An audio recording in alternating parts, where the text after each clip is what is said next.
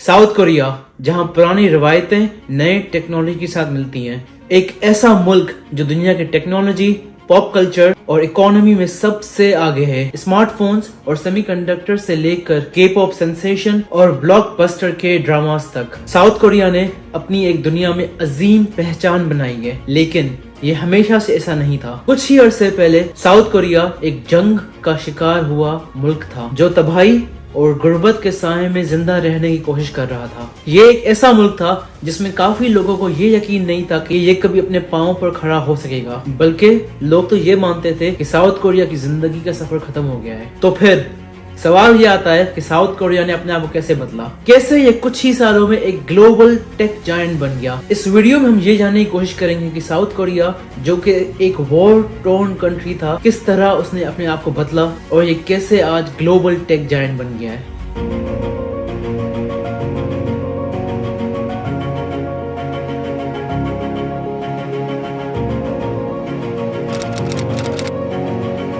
South Korea की तारीख का असल बुनियाद जोसेन डायनेस्टी में है, जो 1392 से 1897 तक चली। इस दौरान कोरिया को हर्मिट किंगडम कहा जाता था, जो कन्फ्यूशियन आइडियल्स, तालीम और ज़राअत पर फोकस करते थे। मगर 19th सेंचुरी के आखिरी हिस्से में इंस्टेबिलिटी का दौर था। जापान, चाइना और रशिया जैसे बेफुका मुल्क कोरिया के लिए असर डालना चाहते थे। 1910 से 1945 तक कोरिया को जापानीज हुकूमत ने अपने काबू में किया था, जो एक सख्त और जुल्म भरा दौर था। जापानीज ने कोरियन पहचान तो मिटाने की कोशिश की और स्कूलों में उनकी जबान तक मना कर दिया, एग्रीकल्चर रिसोर्सेज का इस्तेमाल किया और हजारों को मजबूरी के काम पर डाल दिया। जब कोरिया को 1945 में आज़ादी मिली तो इसका माशी और समाजी हिसाब किताब तबाह हो चुका था। लेकिन आज़ादी का मतलब ये नहीं था कि मुश्किलात खत्म हो गई, बल्कि ये तो बस एक स्टार्टिंग थी। कोरियन वॉर के दौरान कोरिया का शहर एक कोल्ड वॉर का मैदान बन गया। नॉर्थ कोरिया, जो सोवियत यूनियन की मदद से कम्युनिज्म का पैगाम दे रहा था, और साउथ कोरिया, जो यूएस की मदद से डेमोक्रेसी की तरफ बढ़ रहा था। फिर 1950 से 1953 तक कोरियन वॉर आई। नॉर्थ कोरिया के अचानक हमले ने साउथ को एक हैरानी में डाल दिया और शहर जैसे सियोल कुछ ही दिनों में दुश्मन के काबू में आ गया। यूनाइटेड नेशंस, जो कि यूएस की क़यादत में थे, नॉर्थ कोरियन फोर्सेस को पीछे ढकेल दिया, मगर इस रास्ते में काफी कुर्बानियां दी गईं। पूरे शहरों को तबाह कर दिया और 2.5 मिलियन से ज्यादा आर्मी ऑफिसर्स और अवाम ने अपनी जान गंवाई और हजारों लोग बेघर हो गए। जब 1953 में आर्मिस्टाइज साइन हुई तो कोरिया को डीमिलिटराइज्ड जोन से अलग कर दिया, जो आज भी एक तनाव का मैदान है। साउथ कोरिया को खास करके काफी मुश्किलात का सामना करना पड़ा। इसका ज्यादातर इंफ्रास्ट्रक्चर तबाह हो चुका था, खुराक की कमी थी और फॉरेन एड का जरूरी हिस्सा बन गया था। ये एक ऐसा मुल्क था जिसमें आगे का रास्ता बिल्कुल वाज़ेह नहीं था। 1950s से साउथ कोरिया के लिए सिर्फ जिंदा रहने का दौर था। इसकी इकोनॉमिक कंडीशन बिल्कुल तबाह हो चुकी थी और ये कंट्री इंटरनेशनल एड पर ज़्यादा डिपेंड करता था, जो कि यूनाइटेड स्टेट्स और दूसरे इंटरनेशनल ऑर्गेनाइजेशन से मिलती थी। ज़्यादातर साउथ कोरियंस गरीबी में रहते थे और कई इलाकों में बिजली और पानी का इंतज़ाम तक नहीं था। साउथ कोरिया के पहले प्रेसिडेंट सांग मैन रही मुल्क को दोबारा से बनाने में स्ट्रगल कर रहे थे। उनकी हुकूमत में करप्शन था और सियासी बेचैनी बढ़ रही थी। 1960 में मास प्रोटेस्ट के बाद उन्हें रिज़ाइन करना पड़ा और 1961 में एक कूप के जरिए जनरल पार्क chung ही ने पावर अपने हाथ में ले ली। पार्क के पास एक वाज़ेह विजन था, साउथ कोरिया की इकोनॉमी को चेंज करना। यह साउथ कोरिया के इंडस्ट्रियल रेवोल्यूशन का आगाज था।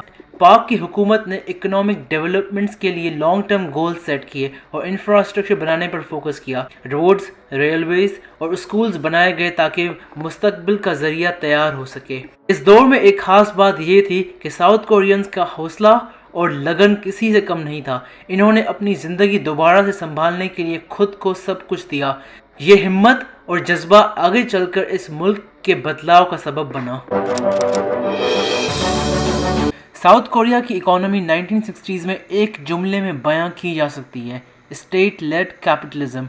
जनरल पार्क की हुकूमत ने मुल्क के तेज तरक्की के लिए एक बेहतरीन इकोनॉमिक प्लान तैयार किया। सबसे पहले export oriented industrialisation. South Korea ने अपने सामानों को दुनिया भर के बाजारों तक बेचने पर फोकस किया। ये शुरुआत हल्की इंडस्ट्रीज जैसे कपड़े से हुई थी और बाद में हैवी इंडस्ट्रीज जैसे स्टील, शिप बिल्डिंग और फिर इलेक्ट्रॉनिक्स तक पहुंच गई। दूसरा शेबुल सिस्टम।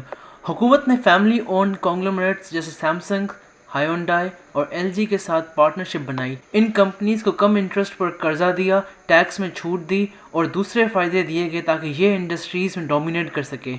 तीसरा एजुकेशन रेवोल्यूशन। हुकूमत ने तालीम पर ज़्यादा तवज्जो दी, जिससे साउथ कोरिया की वर्कफोर्स दुनिया के सबसे स्किल लोगों में शामिल हो गई। 1980s तक साउथ कोरिया का लिटरेसी रेट दुनिया के सबसे ज़्यादा था। जैसे हायोंडाई की शिप बिल्डिंग में धमाका, 1972 तक हायोंडाई ने दुनिया के सबसे बड़ा शिप यार्ड बनाया, जिससे साउथ कोरिया दुनिया के मैरीटाइम ताकत बन गई। इसी तरह सैमसंग ने एक छोटी ट्रेडिंग कंपनी से शुरू करके टेक की दुनिया में अपनी जगह बनाई। लेकिन इस तरक्की की एक कीमत भी थी। पाक की हुकूमत ने यूनियंस को दबा दिया, आज़ादी कल्ब को रिस्ट्रिक्ट किया और डिसेंट को बहुत कंट्रोल किया। फिर भी साउथ कोरिया का जीडीपी पर कैपिटा 1960 से 1980 तक 10 गुना बढ़ चुका था। इकोनॉमी में चेंजेस के अलावा साउथ कोरिया ने एक संस्कृति इंकलाब भी देखा। जहां अपनी पुरानी विरासत को जिंदा रखा गया, वहीं नए पॉप कल्चर को अपनाया गया, जो आज की हलीयू वेव का बुनियादी हिस्सा था। ट्रेडिशनल कोरियन म्यूजिक जैसे पंसोरी एंड आर्ट फॉर्म्स को 1970s में नेशनल आइडेंटिटी बनाने के लिए दोबारा जिंदा किया।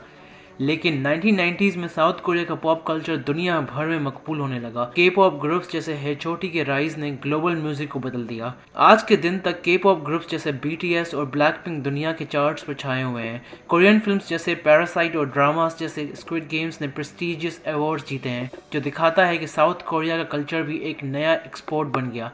ये ग्लोबल इन्फ्लुएंस ने साउथ कोरिया की सॉफ्ट पावर को दुनिया के सामने ला दिया, जो कुछ मुल्कों के लिए सिर्फ एक सपना था। साउथ कोरिया का असल छलांग 1990s में शुरू हुआ। कंपनीज जैसे सैमसंग और LG ने मैन्युफैक्चरिंग से R&D तक अपना फोकस बदला, खास तौर पर सेमीकंडक्टर्स और कंज्यूमर इलेक्ट्रॉनिक्स पर। आज साउथ कोरिया दुनिया के सेमीकंडक्टर इंडस्ट्री में सबसे आगे है और ये दुनिया के 60% सेमीकंडक्टर्स का फायदा देते हैं। लेट 1990s में गवर्नमेंट इनिशिएटिव्स ने एक टेक सैवी सोसाइटी बनाने की बुनियाद रखी। 2000 की स्टार्टिंग में साउथ कोरिया के पास दुनिया के सबसे तेजी से चलने वाले इंटरनेट की स्पीड्स थी, जिससे इनोवेशन और एंटरप्रेन्योरशिप को बढ़ावा दिया। और इसी दौरान साउथ कोरिया का कल्चर भी दुनिया भर में फैल गया। हलीयू वेव, जो कि पॉप ग्रुप्स जैसे BTS और ब्लैक पिंक, के ड्रामास और फिल्म्स की वजह से पॉपुलर हुई, और इन चीजों ने इंटरनेशनल ऑडियंस को अट्रैक्ट किया। साउथ कोरिया ने टेक्नोलॉजी और कल्चरल एक्सपोर्ट्स में दुनिया का रास्ता बदल दिया, जो किसी भी मुल्क के लिए बहुत रेयर था।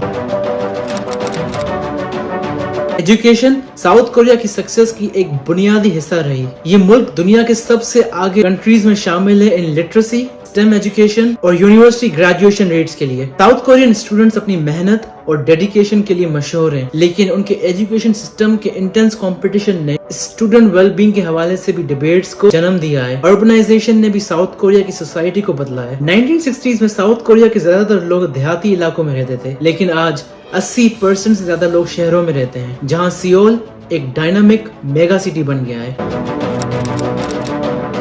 लेकिन अपनी कामयाबी के बावजूद साउथ कोरिया को बहुत चैलेंजेस का फेस करना पड़ रहा है। पहला, डेमोग्राफिक क्राइसिस। साउथ कोरिया की दुनिया भर में सबसे कम बर्थ रेट है, जिससे ओल्डर जनरेशन की पॉपुलेशन बढ़ सकती है और वर्क फोर्स में कमी आ सकती है। दूसरा, वेल्थ इनइक्वालिटी। चैबुल सिस्टम, जो पहले साउथ कोरिया की ताकत थी, आजकल अमीर और गरीब के दरमियान फर्क को बढ़ाने की वजह बना है। और तीसरा, नॉर्थ कोरिया। नॉर्थ कोरिया से मिलने वाले मुसलसल खतरा हमेशा साउथ कोरिया के लिए एक चैलेंज रहा है, जो हर वक्त डिप्लोमेटिक और सिक्योरिटी कंसर्न्स का सबब बना रहा है। फिर भी साउथ कोरिया अपने मुस्तकबिल की तरफ देख रहा है। 5G टेक्नोलॉजी से लेकर AI और ग्रीन एनर्जी तक साउथ कोरिया आज भी इनोवेशन में आगे है। ये मुल्क अपनी रेजिलियंस और क्रिएटिविटी के जरिए आगे चलकर भी नए दौर की तरफ बढ़ेगा, जैसे अब तक अपने सफर की कहानी को बड़ी कामयाबी से लिखा है। साउथ कोरिया का सफर एक कहानी है उस जज्बे और हिम्मत की, जो दुश्वारी को अपनाने और उससे कभी हार ना होने की एक मिसाल है।